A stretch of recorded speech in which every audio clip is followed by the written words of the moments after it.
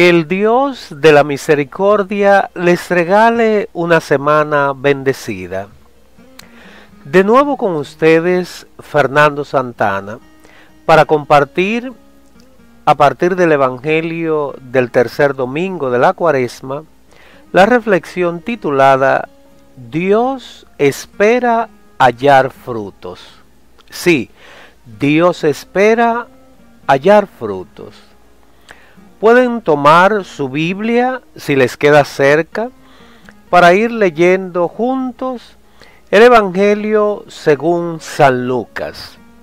Evangelio según San Lucas, que en el capítulo 13, en los versículos del 1 al 9, nos relata lo siguiente. En ese momento se presentaron algunos y le contaron a Jesús lo que había pasado con los galileos, a quienes Pilato había dado muerte en el templo, mezclando su sangre con la de sus sacrificios. Jesús les contestó: ¿creen ustedes que estos galileos eran más pecadores que todos los otros por haber sufrido esa desgracia? Yo les digo que no, pero si ustedes no toman otro camino, perecerán igualmente. Y esas 18 personas que fueron aplastadas cuando la torre de Siloé se derrumbó, ¿creen ustedes que eran más culpables que los demás habitantes de Jerusalén? Les digo que no, pero si no se convierten, todos ustedes perecerán igualmente. Jesús les puso además esta comparación. Un hombre tenía una higuera que crecía en medio de su viña. Fue a buscar higos, pero no halló. Dijo entonces al viñador: mira, hace 3 años que vengo a buscar higos a esta higuera, pero nunca encuentro nada. Córtala, pues no sirve más que para agotar la tierra. Pero él contestó: patrón, déjala 1 año más, así tendré tiempo para cavarle alrededor y echarle abono. Puede ser que así dé frutos en adelante, si no, la cortarás. Meditemos, hermanos, esta lectura en una división de 2 partes. Trabajemos con la primera explicación. Lucas nos dice: en ese momento se presentaron algunos y le contaron a Jesús. Es bueno saber que en el capítulo anterior de Lucas, en el capítulo 12, Jesús ha estado hablando de estar prevenidos como servidores del patrón.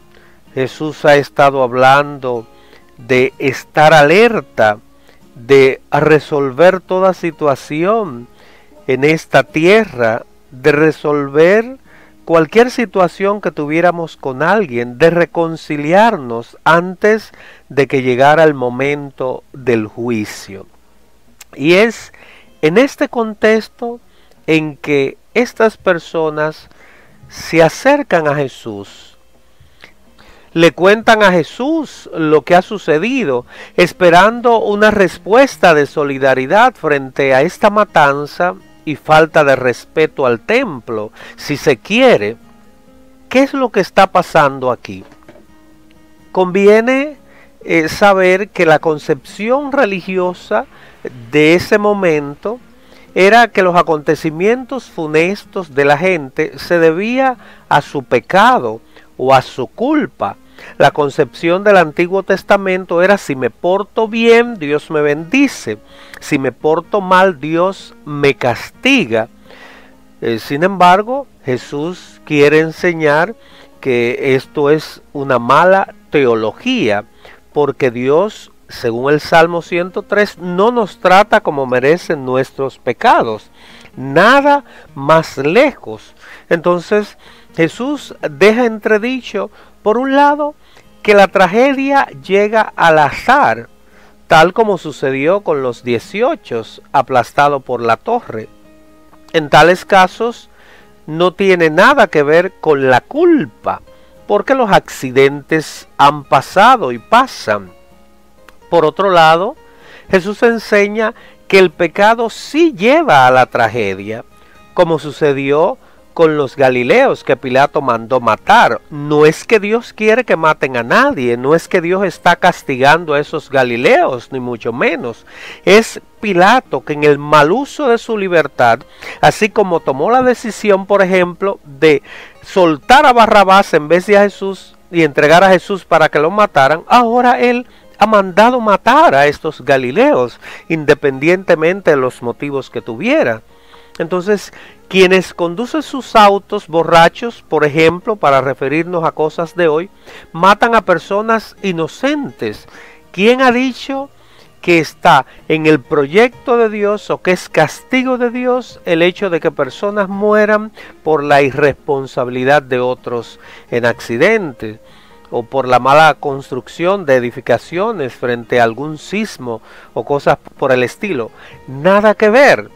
Nuestro Señor Jesús ha negado rotundamente la idea de que el dolor es un castigo de Dios. Dios no castiga a nadie. Cada quien lo que sí tiene que cargar con las consecuencias que le acarrean sus decisiones, con las consecuencias que le vienen de las decisiones que tomó en su libertad. No podemos prevenir la tragedia que llega al azar, claro que no, pero sí podemos evitar la que llega como consecuencia del pecado, sobre todo si nos arrepentimos. De ahí que Jesús insista en el Evangelio de hoy: pero si ustedes no se arrepienten, pero si ustedes no se convierten, pero si ustedes no toman otro camino, perecerán igualmente. O sea, porque no se trata aquí de ser bueno o de ser malo, se trata de que Dios hizo al hombre libre por amor, y el hombre en su libertad toma buenas y malas decisiones que lo afectan a él y que penosamente afectan a los demás. Entonces, es bueno saber que la clave del texto, entre otras cosas, en esta primera parte es la conversión. Convertirse supone pasar de lo malo a lo bueno, pero no solo eso, sino de lo bueno a lo mejor, y más que eso, de lo mejor a lo excelente. Posiblemente en algún momento de nuestra vida fuimos muy malos, malísimos, muy pecadores, asesinos, ladrones, chismosos y todas las cosas malas que se puedan decir. Y Dios nos concedió la gracia de dejar esas aberraciones, esos malos comportamientos.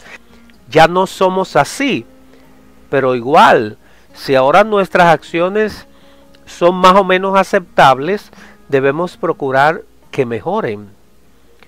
Y si esas acciones que eran aceptables ya hoy son mejor, entonces debemos procurar la excelencia, porque Dios nos llama a ser santos justamente como Él lo es. Las desgracias ajenas han de ser para nosotros como una voz de alerta y una invitación a la conversión interior. Cada quien ha de procurar su propia conversión, porque la conversión es personal, pero no se puede llegar a una conversión verdadera sin arrepentimiento. Y por lo mismo necesitamos vivir en arrepentimiento permanente, porque nunca sabemos cuándo nos puede alcanzar una desgracia. Expliquemos entonces la segunda parte del texto. Esta es una parábola. Recordemos que la parábola es un cuentecito que el mismo Jesús se inventa para hacer que lo que de hecho ya enseñó se aprenda o se asimile de otro modo. Digamos que él ya ha dado la respuesta que debió dar a esos que le fueron a plantear esa situación, pero ahora él se lo quiere decir con un ejemplo, y por eso propone la parábola de la higuera que no dio fruto. Conviene que tengamos presente que la higuera es un tipo de árbol que crece en zonas desérticas y áridas. Eso quiere decir que aun cuando no tienen el agua y todos los nutrientes que uno pudiera ponerle a cualquier otra planta para que dé los frutos que se esperan, ella crece. De todos modos, en esas zonas desérticas y áridas crece. Pero además, su sombra era muy apreciada por las tribus nómadas que deseaban protegerse del terrible sol ardiente del desierto. Y otro dato, la higuera es un tipo de árbol que echa fruto 2 veces al año. El dueño de la viña vino a buscar fruto en el tiempo correspondiente, por cierto, y al no tener resultado deseado, toma una decisión. Y es lógico, esa planta está ocupando un lugar, yo he venido aquí varias veces, no encuentro el fruto que espero de ella, entonces lo más obvio, lo más lógico es que yo la arranque para plantar otra que sí me dé los frutos, porque esta está ocupando un espacio en balde. Esta me está haciendo invertir un abono, un tiempo en balde. Entonces decide él arrancarla. Hay una queja del dueño. Llevo ya 3 años viniendo a buscar fruto y nunca encuentro nada. No dice he encontrado poco o pocas veces encuentro o solo encontré el primer año y el segundo no. Dice y nunca encuentro nada. Entonces esa es su queja, ese es el dolor de su corazón que lo lleva a querer arrancar esa higuera de este lugar. Pero la misericordia de Dios es grande y aparece el viñador que representa a Jesús y le solicita al dueño que le dé una oportunidad más a la higuera. Dale 1 año más. ¿Para qué? Para regarla de nuevo, para abonarla, para ver si de aquí a allá entonces encuentras el fruto que tú esperas en ella. Tengamos presente que de acuerdo con la ley levítica se requiere que se espere 4 años antes de consumir cualquier fruto de un árbol nuevo. O sea que es probable que siendo esta una higuera nueva, ya llevaba 3 años, que por cierto, el 3 en la Biblia representa el superlativo, que es como decir, te he dado más que tiempo suficiente para que des frutos y aún así no me lo has dado. Entonces, esos 3 años que ya llevaba, sumados a este año más que está pidiendo el viñador, suman los 4 años que de acuerdo con la ley levítica se requerían para que el árbol nuevo diera los frutos que se esperaban. Penosamente, o gracias a Dios, la historia termina sin decirnos si el dueño aceptó la oferta del jardinero. No sabemos si le dio el otro año. Lo más probable es que refiriéndose a la misericordia de Dios se lo haya dado. Pero recordemos que los números en la Biblia son simbólicos. Aquí no estamos hablando de años de 365 días, ni mucho menos. Aquí estamos hablando de un tiempo. Jesús tiene el propósito de que nos comparemos con la higuera a la que se le da una nueva oportunidad, sabiendo que la vida es un tiempo que Dios nos da para estar en esta tierra. Pero, ¿sabe alguno de nosotros cuántos años durará acá? Ciertamente no lo sabemos, y por lo mismo conviene aprovechar al máximo cada día ese tiempo, con la conciencia de que lo único que tenemos seguro es el tiempo presente. En Lucas lo que importa es el hoy, el aquí, el ahora. Hoy se cumplen estas escrituras. Hoy ha llegado la salvación a esta casa. Hoy estarás conmigo en el paraíso. Es como si Lucas quisiera decirnos: el tiempo que Dios te da hoy es el que te queda para dar los frutos que Él espera de ti. Debemos estar entonces siempre preparados, dando los frutos que Dios espera de nosotros. Sin duda alguna, Dios es misericordioso y está dispuesto a perdonarnos, pero su misericordiosa paciencia tiene límites. ¿Hasta dónde? No lo sabemos, pero tiene límites, y por lo mismo debemos aprovechar cada oportunidad que Él nos da como si fuera la última. Se cae de la mata la pregunta: ¿qué significa dar frutos? Aquí pudiéramos decir muchas cosas, y sin embargo se me ocurre que dar frutos significa ante todo agradar a Dios. ¿Son mis palabras, mis acciones del agrado de Dios? Dar frutos significa dar la vida, pasar por la entrega, por el don de sí. No tanto dar cosas, que también es necesario, sino darse uno mismo. Dar fruto significa entregar a Dios lo que Él espera de nosotros en el tiempo preciso. ¿Te has preguntado lo que Dios espera de ti? ¿Te has preguntado cuánto tiempo tiene Dios esperando que se lo entregues?